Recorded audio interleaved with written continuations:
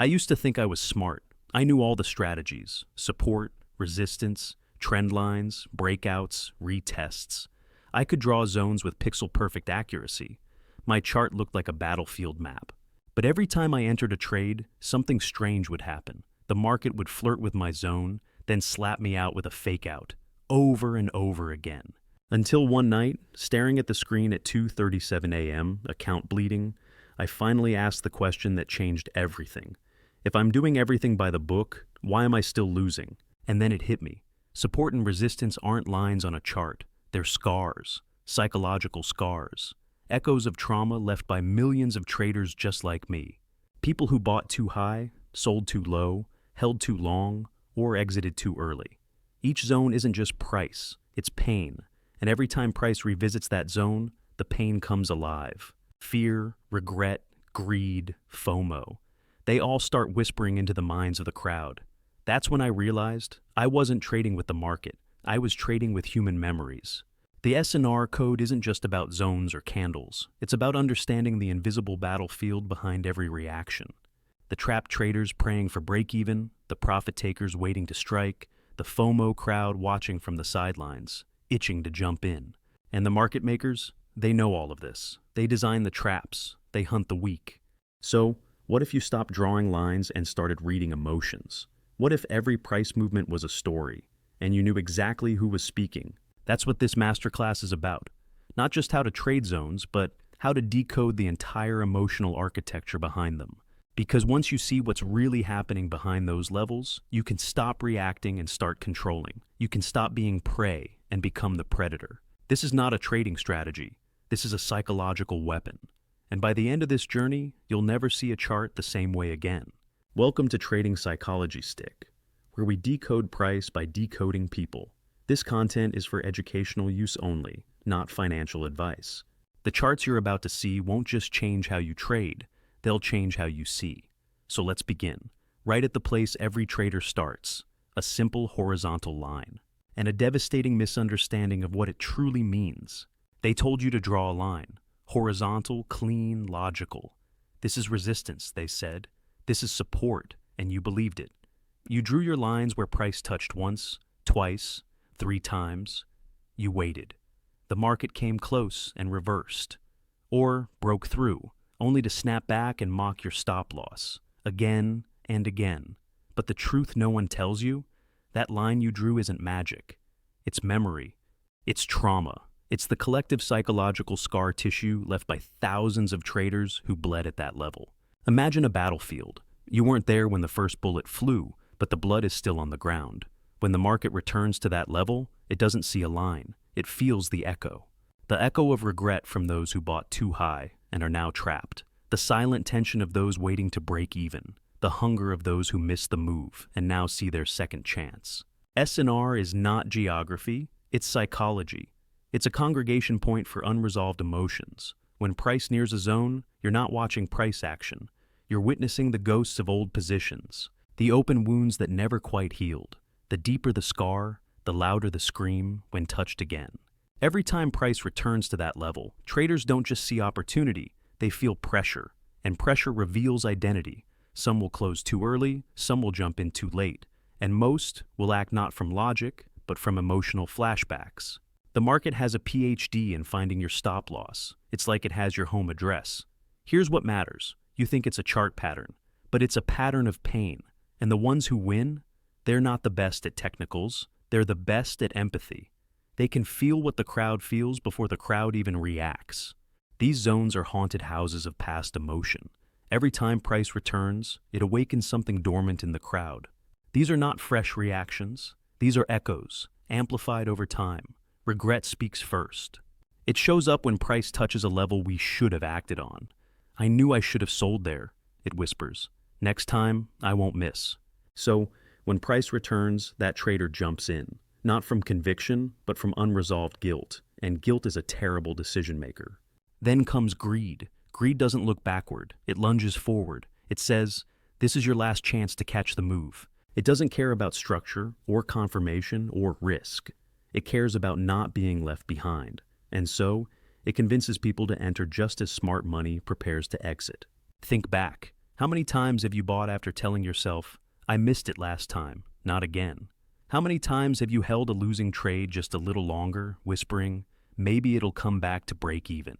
That isn't strategy. That's memory making your decisions for you. Support and resistance are not tools. They are testaments. They show us where the crowd broke, where it hoped, where it failed. The more you study price, the more you realize you're not trading levels. You're trading emotional residue. But what happens when these scars are guarded?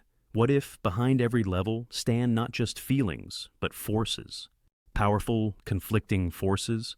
Let's step deeper into this battlefield and meet the three armies waiting at every zone. Section 2, the three armies at the gate. Every zone you mark on the chart looks quiet, neutral, safe, but don't be fooled. Beneath that silence lies a standoff, a war of three factions, each with their own desires, fears, and triggers. And when price approaches, the battle begins.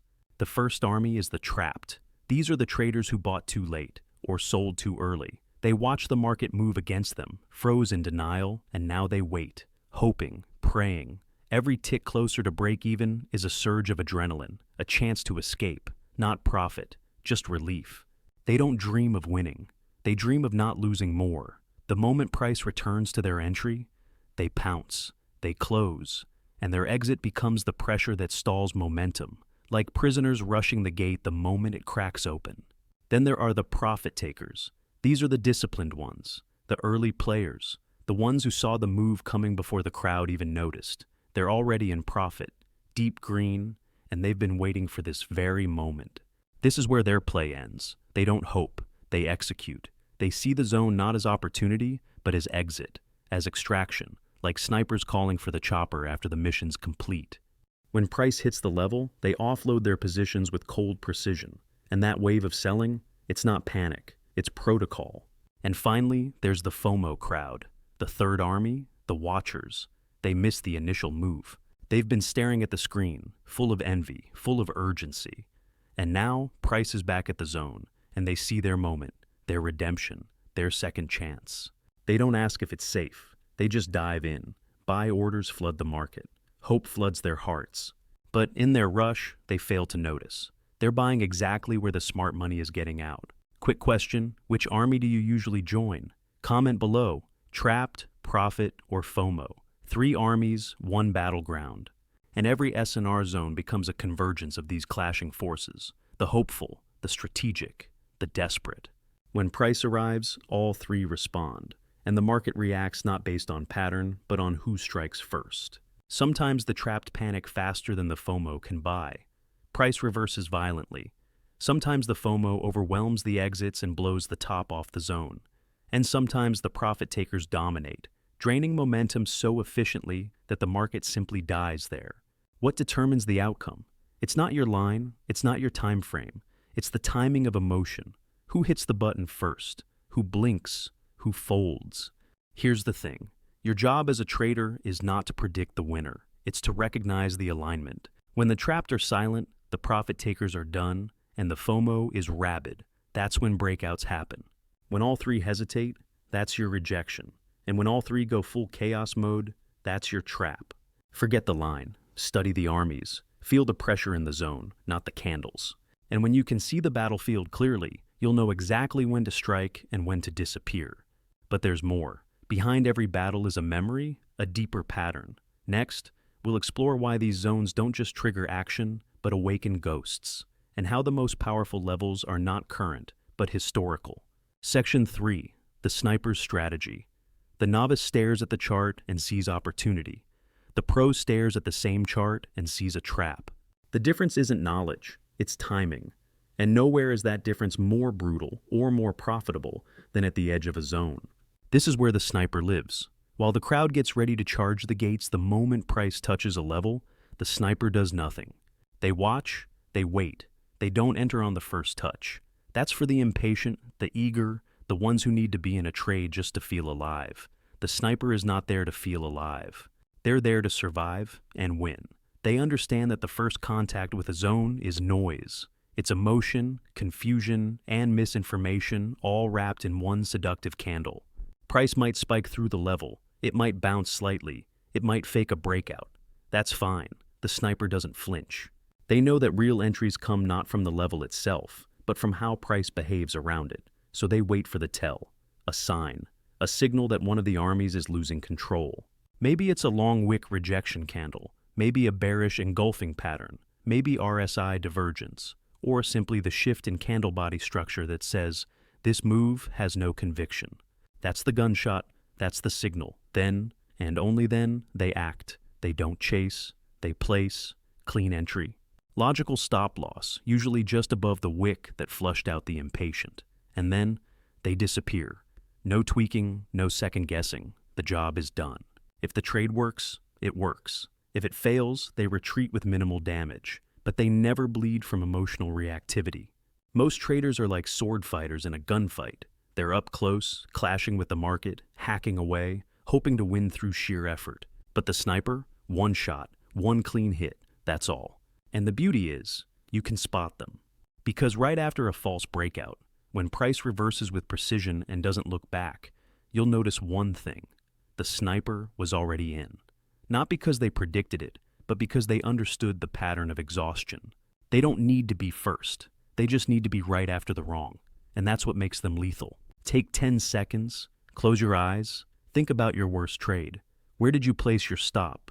Who do you think took it? Breathe. Let's continue. Do you really need to catch every move? Or would you rather catch only the cleanest ones when the market has revealed its hand? There's a calm that comes with this style, a confidence, a stillness. The sniper doesn't look for action. They look for reaction. They wait for others to show their cards before moving in. And in doing so, they flip the script, from chasing to baiting, from reacting to exploiting. But what if the sniper arrives and the zone breaks clean? No rejection, just a violent breakout. What then? Is the move already gone? Not quite. Next, you'll discover why smart traders don't chase the breakout, but instead, wait for the market to come back to them with something called the retest. Section 4. The art of the retest. Breakouts feel like fireworks, a sudden surge, a long green candle slicing through resistance, or a sharp red one crashing through support. The crowd goes wild, chat rooms explode, screens light up. FOMO ignites like a spark in dry grass. And just like that, everyone wants in. But the sniper, the strategist, they smile and wait. Because real traders know the breakout isn't the opportunity, the retest is. Think of the breakout like a door being kicked open. The explosion is loud, the move is fast. But smart money doesn't chase the guy who kicked the door. They're waiting on the other side, at the next decision point, with a plan. Because most breakouts are emotional, FOMO-fueled, thin volume-driven, and without follow-through, they become traps. The market knows this. It lets price pierce through the level to bait the impatient. Then it pulls back. And that pullback, that's your moment. A true retest isn't just a return to the old zone. It's a psychological checkpoint. It's the market asking, do you really believe in this move? Because if support was once resistance, this is where it must prove itself. If the level holds, that's conviction. If it fails, the breakout was a lie. Here's what you watch for. Price breaks through a level, then slowly drifts back down. Not with panic, but with grace. It taps the old resistance like a soldier knocking on a familiar door. It pauses. It hesitates. The crowd holds its breath, and then, if it's real, it launches again. That hesitation is gold. Because this is when emotions are at their peak. The FOMO crowd who missed the first move is now frozen. Do I chase? Wait? Jump in now? The trapped bears who thought it was a fake out are now questioning their positions. And the sniper? They've been here before. They know exactly what to look for. Not just structure, but symmetry. The retest should respect the old level. Wick through it slightly maybe, but not collapse. It should reject with authority, showing that what was once a ceiling is now the floor. This is where you enter, clean, logical. Your stop goes just beyond the zone, protected by logic, not hope. And if it holds, you're on board the real move, one backed not by emotion, but by confirmation. The retest is a second chance, not just for price, but for you. A chance to reset your mindset, to trade not from urgency, but from structure. It's where you stop being the trader chasing noise and become the one listening for signals. But here's the twist. Not every retest is honest. Some are engineered, designed to make you believe right before they flip and crush you. Next, we dive into the most deceptive patterns in trading, the ones that punish both the early and the late, the manipulation playbook that feeds on your predictability. Section 5, the manipulation playbook. At first, it looks perfect. The candles line up, volume kicks in. Price finally punches through that stubborn resistance. The crowd roars. This is it. The breakout they've been waiting for. And just like that, buy orders flood in, flooding the market with belief. But beneath the surface, something else is happening. Something colder, smarter, predatory. Because not all breakouts are built to continue. Some are built to deceive. Enter the false breakout. The deadliest move in the market. Not because it fails, but because it succeeds just enough to make you commit, just before it slams shut. Like a trap disguised as opportunity. This is where the wolves feast. While the average trader watches the breakout candle and hits buy with trembling fingers, the experienced trader leans back. They're watching who is entering, how fast, how loud. And they know when a breakout is too clean, too fast, too obvious, it's often bait. Market makers hunt stops like my cat hunts laser pointers, with surgical precision and zero mercy. The false breakout is a psychological ambush. It weaponizes hope and speed. Price pushes past the key level, enough to trigger breakout traders, enough to hit stop losses of those who were short. It flushes everyone. And just when it seems the breakout will run, it turns, fast, violently, trapping longs, triggering panic, and feeding on the liquidation. But this isn't chaos, it's choreography. You thought your stop loss was safe, tucked neatly behind a support level, placed by the book, just below the previous low or just above resistance. Logical, measured, disciplined. But then it hits you, again, that uncanny moment where price spikes just enough to take you out, only to reverse instantly in your original direction. It feels personal, it feels cruel, it feels designed because it is. This isn't coincidence. This is strategy, and the ones executing it, they're not psychic, they're predators. Market makers, large players, smart money. Whatever name you give them, they all operate on one principle. Liquidity is life, and your stop loss, that's their meal. Stop losses aren't invisible, they're clustered, predictable. You've been taught to place them safely beyond obvious levels, but that's the problem. They're obvious, which means they become magnets, targets. Coordinates on a map that big players can see as clearly as you see your moving average. So, what do? They engineer price action to go there, a fake push into the zone, a sudden spike, a candle that breaches the level just enough to trigger your exit. Your stop-loss market order flooding the books, giving them the liquidity they need to enter on the other side. It's not random, it's extraction. Imagine this, a large player wants to build a long position, but they can't just click buy. Their size would move the market. They'd get terrible fills. And where are those sell orders sitting? Below support. Where your stop-loss lives. So they push price down. Fast, hard. They generate fear, trigger stops. Your position gets closed, automatically selling into their hidden limit buys. And once they've filled up, the market turns. Not because of trend, but because the predator has finished feeding. The anatomy of a trap is simple. Build expectation. Price approaches the zone slowly, baiting attention. Trigger emotional commitment. Breakout or breakdown lures traders in. Flush stops, violent wick through expected level. Reverse, exit liquidity has been secured. But here's what they don't want you to know. Once you see the trap, you can set your own. I remember the day I finally caught a stop hunt in action. Price approached support, dipped hard with a massive red candle, wicked below the obvious level by 15 pips. Then snap back up. The whole thing took less than 60 seconds. But I was ready.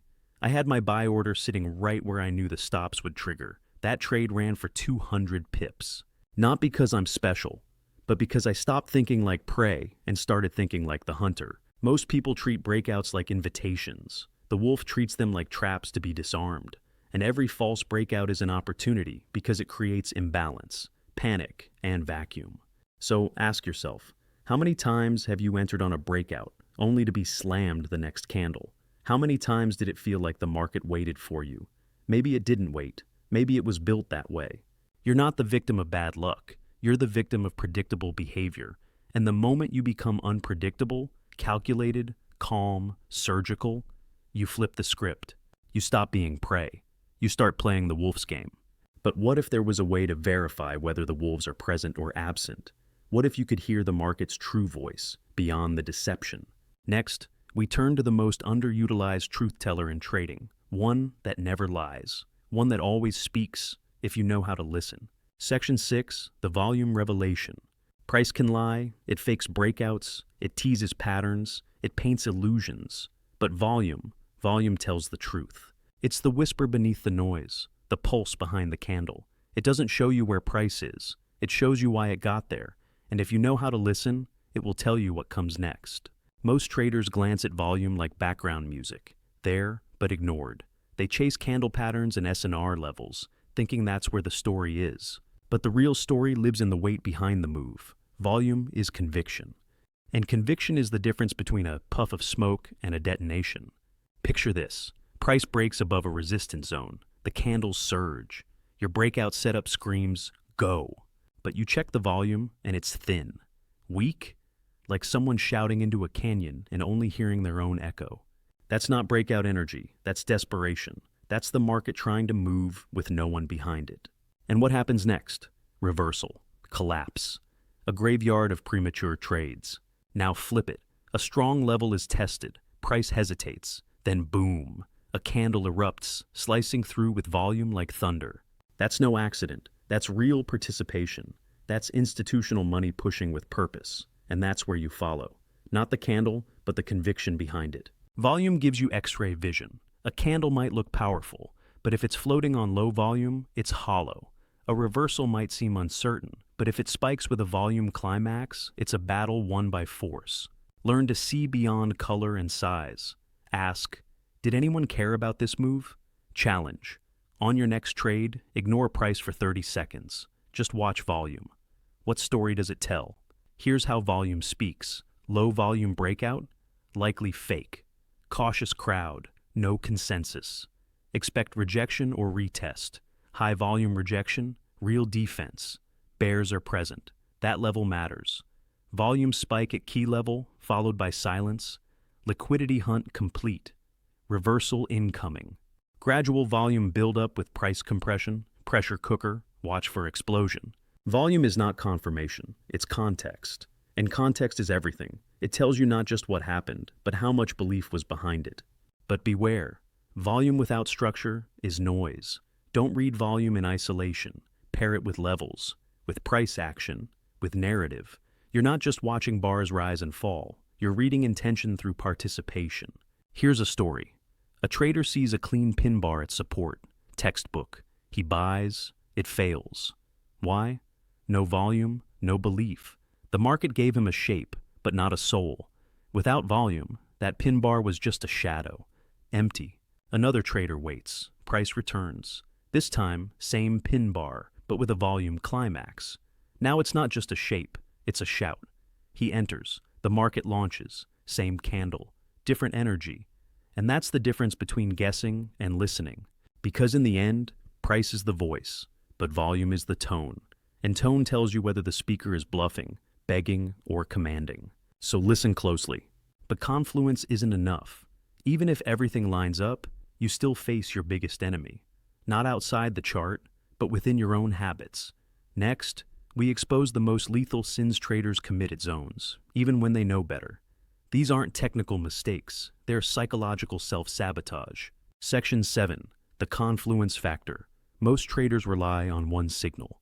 A single line, a single pattern, a single rule they cling to, like a life raft in a storm. And that's exactly why they drown. Because the market doesn't reward the simplistic. It punishes the predictable. But there's a way to armor yourself. Not with more indicators, but with overlapping logic, with confluence. Confluence is when multiple truths collide at the same point. Not guesses, not feelings, but undeniable data pointing to the same zone, the same decision, the same outcome. It's not magic, it's alignment. And in trading, alignment is power. Picture a price level. Alone, it might mean something or nothing. But now, layer onto it. A rising trend line intersecting from below. A Fibonacci retracement at 61.8%. A major moving average flattening across the same area. A key psychological number. Suddenly, this is no longer a zone. This is a fortress, a pressure point where multiple factions agree. Something's about to happen here. And that's when the market listens, because the more reasons price has to react, the more participants are watching, the more they agree. And agreement is what moves markets, not indicators. But here's the catch. Confluence is not about stacking random tools. It's about correlated logic. Think structure, momentum, behavior. When price approaches a support zone and the RSI is showing divergence and volume is shrinking and it taps a trend line, that's not noise. That's alignment. That's where you take the shot. Think of each layer as a shield. Alone, they crack under pressure. Together, they hold. Confluence protects you not just by increasing probability, but by giving you context. It tells you this is not just a candle. This is the intersection of crowd memory, structural tension, and behavioral imbalance. And the best part? Confluence makes you calm. Because when you act on Confluence, you're not reacting to impulse. You're responding to structure. Your stop loss isn't emotional. It's logical. Your entry isn't hopeful. It's measured. You stop fearing every tick against you because you built the foundation of the trade like an architect, not a gambler. Even predators respect Confluence because they know zones with alignment attract real players, and real players don't panic on noise. They don't flinch at fakeouts. They defend their positions like territory. So, when you find Confluence, you're not just entering a trade, you're entering with backup. But beware, Confluence without clarity becomes clutter. Don't throw in 1,000 tools and call it conviction. The question is not how much you stack, but how aligned they are. Is this level a coincidence, or is it a convergence? Are you reacting to one candle, or to 5 streams of evidence flowing into one decision? Because in chaos, the trader with the most clarity wins. Section 8.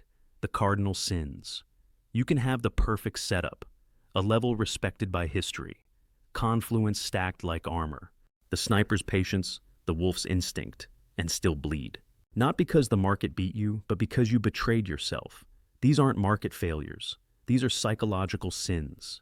Quiet habits that drain accounts with surgical precision. Sin number 1, vengeance trading. The market stopped you out 5 minutes ago, and now you want revenge. Price is nearing the same zone again, and instead of reassessing, you re-enter. Not with strategy, but spite. You tell yourself, it owes me. But the market owes you nothing, and the moment you make it personal, you've already lost. Trading from anger is like boxing blindfolded. You hit nothing and get hit everywhere. Sin number 2, entering before the candle closes. You see the rejection forming. The wick looks good. You're already hovering over the buy button, but the candle hasn't closed. You jump in early only for the candle to flip and close against you. Why? Because you wanted to feel in control, not be in control. The candle is a story. Let it finish its sentence. Confirmation doesn't cost you edge. It saves you from chaos. Sin number 3, drawing S&R on the 1-minute chart. Micro trading makes your signals weaker, your decisions faster, your mind shakier. You're reacting to noise, not structure. Zooming in too far is like reading one word and trying to guess the entire novel. Structure needs breathing room. Context needs time. Don't trade a heart monitor. Trade a heartbeat. Revenge trading is like drunk texting your ex. It feels justified at 2 a.m., but the morning brings only regret and margin calls. Sin number 4, placing your stop loss where everyone can see it. Logical stops become predictable stops, and predictable means targetable.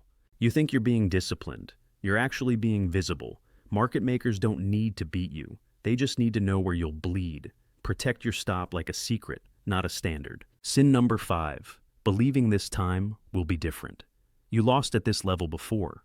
You ignored confirmation. You chased the breakout. You swore you'd never do it again.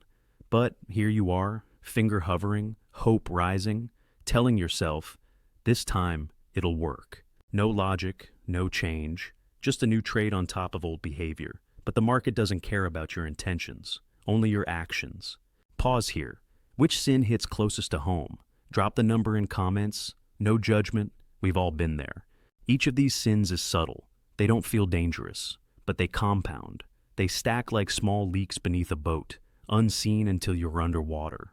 And what's worse, they feel like trading. They keep your heart racing. They keep you busy. But motion isn't mastery. Action isn't advancement. And busy is the most expensive illusion in the game. The solution isn't more knowledge. You already know what to do. The solution is self-command. The trader who wins is not the one who knows more. It's the one who violates less. But what if there was one more piece to this puzzle? One that could help you build an entirely new trading identity. Next, we go deeper. Not into charts, but into you. Into the subconscious patterns that keep you chasing, fearing, hesitating. We'll rebuild the trader within and shift your identity from gambler to strategist. Section 9, the art of strategic waiting. There's a moment every trader faces. Charts open, signals lining up, fingers twitching on the mouse. The setup isn't perfect, but it's close. Close enough to justify. Close enough to convince. If I don't take it, you tell yourself, I might miss it. So you click. Not because the trade demands it, but because your restlessness does. And that's where the bleeding begins. The market doesn't reward activity. It rewards precision.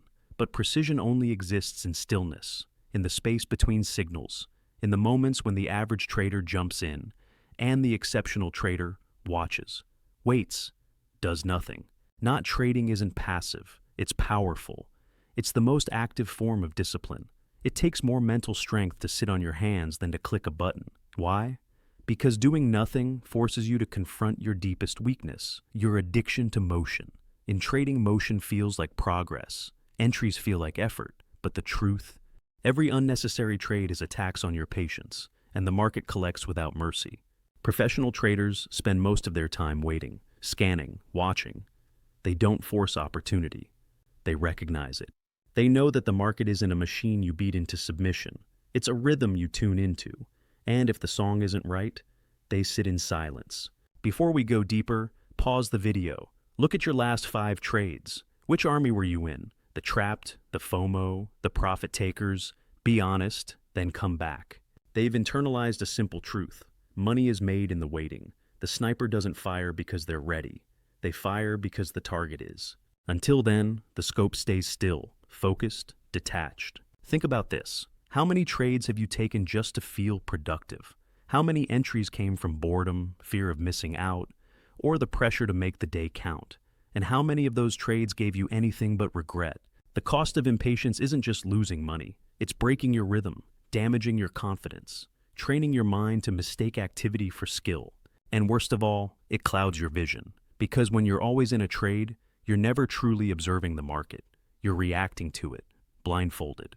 Doing nothing, when done with purpose, is mastery. It means you have standards. It means your capital is reserved for clarity, not noise. And clarity is what separates the gambler from the strategist. Here's the paradox. The more okay you are with not trading, the more clearly you'll see the right trades. The less you chase, the more the market reveals itself. Why? Because your ego isn't fogging the glass. You're no longer trying to force profit. You're now inviting alignment. There's an elegance to stillness, a silent confidence. It says, I don't need this trade to prove anything. And that detachment, that's the final form of edge. How do you build this patience? By shifting your metric. Stop asking, did I trade today? Start asking, did I follow my process? Because process is the only thing you can control. And ironically, when you stop needing to trade, you start becoming a trader. Let's walk through a full scenario. How a professional reads a trade from A to Z. Not just the entry and exit, but the entire decision arc. Because mastery isn't about perfect setups. It's about perfect alignment with self. A candle prints on the screen. To most traders, it's just another bar. But to the strategist, it's a breadcrumb, a signal in the fog. And it's never about that one candle. It's about where it came from, what it means, who it traps, and where it leads. This is the difference between guessing and decoding. And this is what it looks like to read a trade. Not as a moment, but as a story. It begins days before the entry. The strategist notices a level that's been respected. Not once, not twice, but 3 times. A former resistance zone holding firm under pressure. Price has approached it again, this time from above. And with each tap, the reaction weakens. Wicks are shorter, sellers look tired. But he doesn't act, not yet. He marks the zone, then steps back. Asks the essential questions. What's the broader context? Are we trending? Are we ranging? What time of day is it? What's the volume doing? Is this level significant or convenient? Over the next few hours, price inches toward the zone. The volume fades, no aggressive buyers, no emotional spikes, just quiet anticipation. The strategist recognizes it as coiling energy, a pressure cooker ready to blow. Now comes the first clue. A wick dips into the zone. It pokes through the level by a few pips, just enough to flush early longs. The candle closes back inside. Trapped sellers. Liquidity flushed. He knows this isn't the entry, it's the reveal. The market is showing its hand. He watches for confirmation. The next candle forms a bullish engulfing pattern. Clean, full-bodied, volume returns. This is it. He enters, but not blindly. His stop-loss is placed just beyond the wick that flushed the crowd. Not too tight, not too far. Protected by logic, not hope. His take profit, it's not random. It's measured, based on the next significant resistance, the next emotional memory on the map. He's not aiming for a home run. He's aiming for high probability flow. And now he waits. Price moves in his favor, slowly at first. Then momentum builds. A news event spikes the market, pushing price closer to his target. He doesn't get greedy. He doesn't adjust mid-flight. He breathes, watches, lets the story unfold. Then target hit. Trade closed. No celebration, no over-analysis. Just a quiet log in his journal. Date, setup, reason, outcome, lessons. The strategist doesn't measure a trade by profit. He measures it by alignment. Was the level valid? Did price behave according to plan? Was the emotion in the market predictable? If yes, even a break-even trade is a success. If no, even a profitable one is a lesson. Because mastery isn't about being right. It's about being aware. About seeing not just candles and zones, but actors, roles, scripts. The strategist isn't reacting to markets. He's reading characters in a play. But even the best strategist is only as good as his internal operating system. Because every trade you take is filtered through one lens, your mindset. And if that lens is cracked with emotion, bias, or compulsion, no amount of analysis will save you. So, next we go deeper, not into charts, but into you, into the subconscious patterns that keep you chasing, fearing, hesitating. We'll rebuild the trader within and shift your identity from gambler to strategist. Section 10. Rewiring your brain. No one starts out a strategist. We all begin as gamblers, chasing wins, fleeing losses, worshiping luck, and praying to patterns we barely understand. We place trades not to execute a plan, but to scratch an itch, to feel alive, to feel in control. And we call it learning. But what we're really doing is gambling, and the market knows it. The gambler lives in reaction. They see green and feel FOMO. They see red and feel fear. Their trades are impulses dressed up as plans. They don't have systems, they have moods. Confidence after a win, desperation after a loss. Hope wrapped in a candlestick, fear masked as risk management. But the strategist, they live in response. Not emotional, intentional. Not because they're robots, but because they've reprogrammed the most important software in trading, their mind. Every trading decision filters through the same mechanism, your brain's reward system. And that system is ancient, primitive, built for survival, not markets. It doesn't care about setups. It cares about dopamine. Every time you enter a trade, your brain spikes dopamine like a gambler pulling a slot machine. Will I win? Will I lose? Let's find out. This creates addiction loops. You start to crave the act of trading more than the outcome. Winning becomes secondary. Stimulation becomes primary. This is why you overtrade, why you revenge trade, why you violate rules you wrote yourself just 3 days ago. To stop trading like a gambler, you must stop feeling like one. That means you need new neurological wiring, new emotional patterns. You need to link dopamine not to entry, but to execution, to discipline, to sitting out, to following process.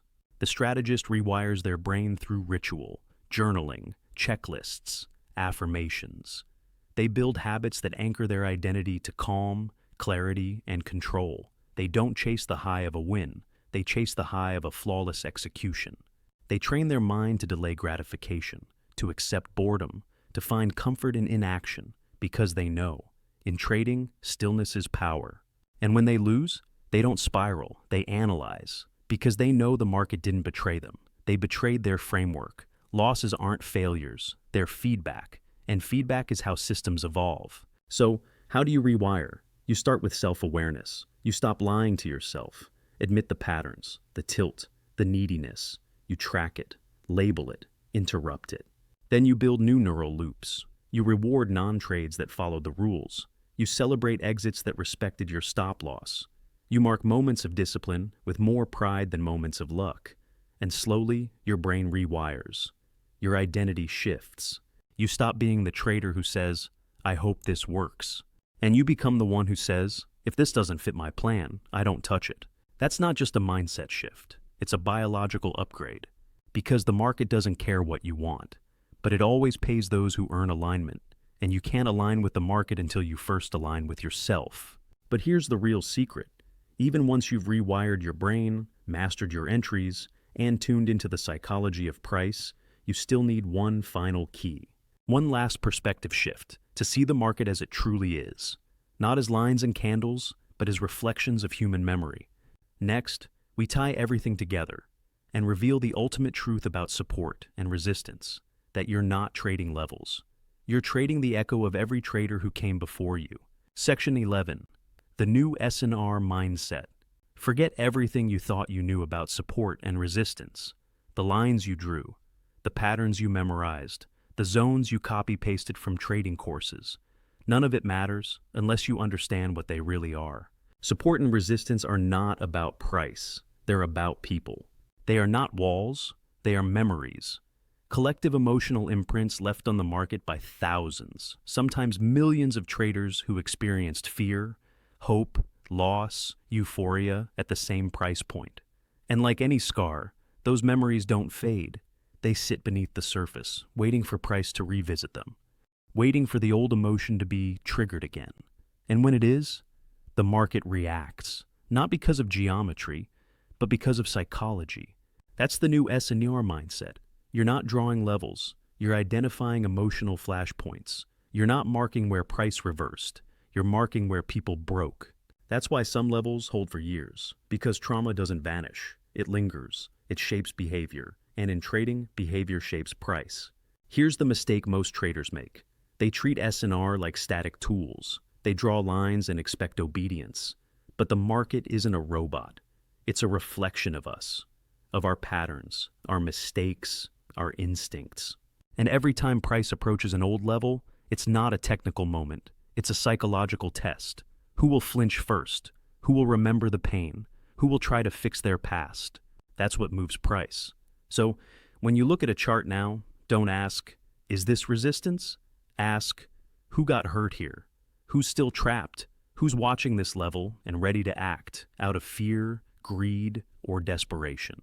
Because when you start thinking in emotion, not position, you stop reacting like the crowd. You start anticipating it. Support isn't a floor. It's a place where enough traders believe there's a floor. Resistance isn't a ceiling. It's a memory of regret, where traders wish they'd sold last time, and now swear they won't miss it again. And this changes everything. It means the chart is no longer a technical object. It's a psychological map. Every level, a trigger. Every reaction, a story. Every wick, a scream. You're not trading setups anymore. You're trading behavior. And behavior repeats. That's your edge. Because once you see S&R this way, you don't need 100 indicators. You just need clarity. You wait for price to approach a zone, and instead of predicting, you listen. What are the candles whispering? Who's getting nervous? Who's being baited? You let the story unfold. You become less active, but more accurate. You trade less, but win more. Because now, you're not fighting the market. You're flowing with the emotion that drives it. This is what separates the reactive from the strategic, the mechanical from the intuitive, the amateur from the master. And the final truth, you were never trading levels. You were trading the crowd's unresolved past. You were stepping into a shared hallucination and learning to see clearly through it. Now, as we close this masterclass, there's only one thing left to do. Seal everything you've learned into your identity. Because S&R is not just a tool, it's a language. And fluency in this language means freedom. Take a breath. Look back at everything you've just seen. Every candle we decoded, every trap we uncovered, every emotional battlefield we mapped out behind those simple horizontal lines. This wasn't a tutorial. It was a transformation. Because now, you no longer see support and resistance as static zones, but as living echoes of fear, of memory, of greed, of strategy. You no longer chase entries. You wait for stories to reveal themselves. You no longer rely on luck. You rely on awareness. You've shifted from drawing lines to reading emotions, from reacting to anticipating, from gambling to executing like a strategist. Before we transform your mindset, share this with one trader who needs to hear it. They'll thank you later. So here's what happens now. You close this video and open your charts. But this time, you won't be looking for setups. You'll be listening for psychological friction. You'll be scanning not for patterns, but for pain. Not for candles, but for confession. And you'll wait. Not because you're scared, but because you've evolved. Because you know that discipline is an entry, that silence is a position, that clarity is capital. That's what this channel is about. That's what this community is built on. So, if this masterclass shifted something in you, if it felt like we weren't just explaining a strategy, but revealing a new lens for how to see the market and yourself, then don't disappear into the next tab. Don't vanish back into the noise. Stay with us. Comment below, Chapter X rewired my brain. Let me know which insight cracked you open so we can build from there. And if you're serious about becoming the kind of trader who trades human nature, not just candles, then subscribe, hit the bell, and share this video with one trader you know is stuck in the old way of thinking, the gambler's way. Because this isn't just education, it's evolution. And evolution happens in tribe, in rhythm, in repetition.